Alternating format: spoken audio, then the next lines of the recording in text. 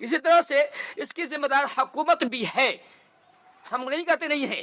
حکومت کو چاہیے تھا کہ ایسی فلمیں جو فلمیں ہمارے سماج کے اندر برائی کو پروان چڑھاتی ہیں، برائیوں کو عام کرتی ہیں، جو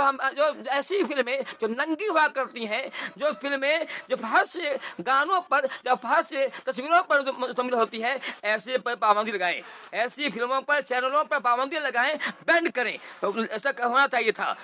چھوٹے پردے ہونے بڑے پردے ہر جگہ اس کی حالت بہت تشویشناک ہے، اس کو بند کرنا چاہیے تھا، لیکن حکومت پیسے کے لالچ میں، کیونکہ اس سے پیسے آتے ہیں حکومت کو، اس کو ٹیکس ملتا ہے، لالچ میں اس کو بند نہیں کرتی ہے۔ یہی وجہ ہے کہ آج ہمارے معاشرے کے اندر برائیاں، زنا بالجبر کا معاملہ، ریپ کا معاملہ کافی تیزی سے بڑھ رہا ہے، اور ریپ خوب ہمارے سماج میں ہو رہا ہے۔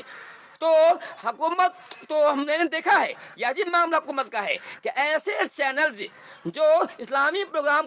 کو جو ہے شائع کرتے ہیں، اسلامی پروگرام کو دیتے ہیں، جو قرآن و حدیث کی بات کرتے ہیں، جو اخلاقیات کی تعلیم دیتے ہیں، ایسے کو بند کرتے پابندی لگاتے ہیں۔ جو وہ چینلز جو بتاتے ہیں کہ بے حیائی بری چیز ہے، جناب بری چیز، اس پر پابندی لگاتے ہیں کہ ایسے چینلز جو برائی کو عام کر رہے ہیں،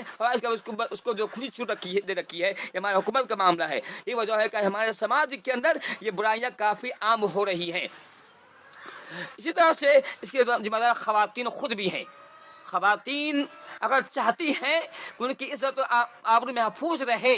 تو انہیں چاہیے پردہ کا لحاظ کریں، ایسے لباس سے بتن کریں جو لباس ساتر ہو، جو پردہ والا ہو، بدن کو چھپانے والا ہو، لباس ایسا نہ ہو جو نمائش والا ہو، جس کے دیکھنے کے تو لوگ جو ہے مائل ہو جائیں۔ آج ہماری خبر میں دیکھا ہے خواتین، جو کچھ خواتین نقاب پہنتی ہیں، لیکن نقاب بھی اتنا چست ہوتا ہے کہ نقاب پہننے کے بعد بھی ان سے وہ ظاہر ہوتے ہیں، ان کے بدن کا خط و خال خط و ظاہر ہوا کرتا ہے۔ یہ ایسا پہننا، نقاب پہننا نہ پہننا برابر ہے، لیکن نقاب پر یہ تہمت لگاتی ہیں، نماز برائی کرتی ہیں یہ تو ایسا ہوتا ہے۔ تو اگر مائیں بہنیں چاہتی ہیں ان کی اب ہم بولے تو ایسا پردے کا لحاظ کریں جو کو چھپانے والا ہو، اور یاد رکھیے اے میری ماں اور بہنوں، ہمیں اور آپ کو مرنا ہے، اللہ تعالیٰ سامنے جانا ہے۔ یاد رکھیے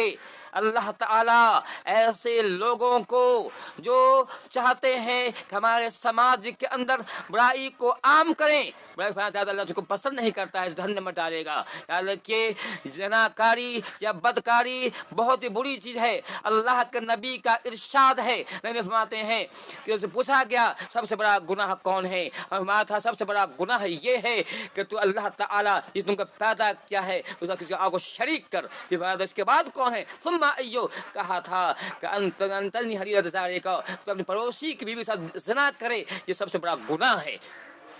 اسی طرح سے ایک اور حدیث کے اندر اللہ نے فرمایا تھا کہ حرمت نساء المجاہرین القائرین القائرین کا حرمت امہاتکم، اللہ نے فرمایا تھا کہ سنو،